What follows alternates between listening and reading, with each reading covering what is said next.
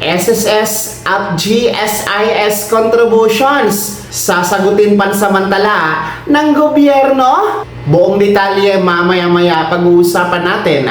Hello mga ka-vlogs! Welcome dito sa aking YouTube channel. Magandang araw po sa lahat ng mga manonood. Saan po kayong dako sa mundo? Kumusta mga ka-vlogs?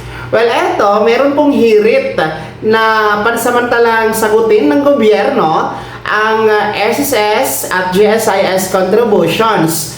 No? At ito nga po ay pinag-aaralan na daw ng Malacanang Palace. Sa isang press conference ng Undersecretary na si Attorney Claire Castro ay pinag-aaralan daw po ng Malacanang ng Pangulo ang hirit o panawagan na pansamantalang sagutin ng gobyerno ang SSS at GSIS contributions. Ito ay sa kadahilanan na mataas talaga ang presyo ng mga bilihin at presyo ng langis at para din po maibsan ang pasanin ng mga miyembro ng SSS at GSIS. Meron na pong naunang panukala sa Senado ni Senator Sherwin Gatchalian na nananawagan din po na pansamantalang akuin ng SSS at GSIS ang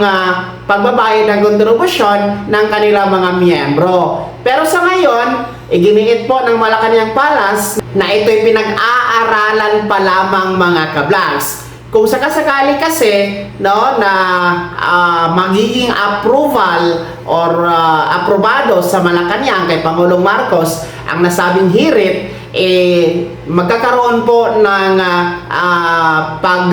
pansamantalang pagtigil ng pagbabayad ng kontribusyon. Malaking tulong ito mga ka-vlogs, no? Dahil kahit papano ay yung pambayad sa kontribusyon mapupunta po sa ibang bagay. Pero pansamantala lang po ito. Ibig sabihin, kapag okay na po ang sitwasyon, hindi na krisis, hindi na po mataas ang presyo ng langis, at tigil putukan na po ang giyera dyan sa gitnang silangan ng Amerika, Israel at ng Iran,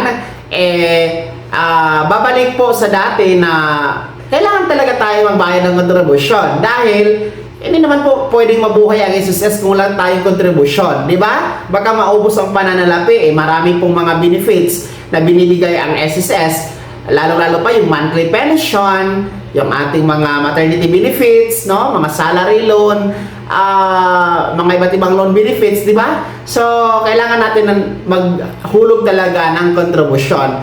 Pero sa ngayon, ulitin ko, ito ay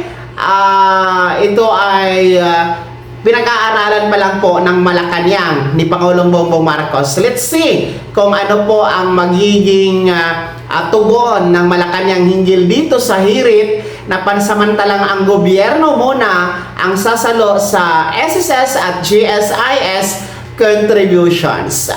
Sana talaga matuloy ito mga vlogs dahil napakaganda ng panukala ni Senator Sherwin Gatchalian. Ito po'y malaking tulong talaga sa nasa mahigit 40 million na SSS members at syempre sa ating mga GSIS members na din po na pansamantalang makalaya dito sa contribution. Kahit pa paano mapupunta po talaga sa ibang bagay gaya ng pagkain, pambayad ng kuryente, tubig at iba pa ang magiging contribution natin habang meron pang krisis sa ating ekonomiya o ating bansa ay nasa ilalim pa ng National Energy Emergency. So kayo mga SSS at GSIS members, kayo ba ay natutuwa at nagagalak dito sa hirit na ang gobyerno ang magbabayad ng SSS at GSIS contributions? Malaking tulong ba ito para sa inyo? Ibahagi niyo po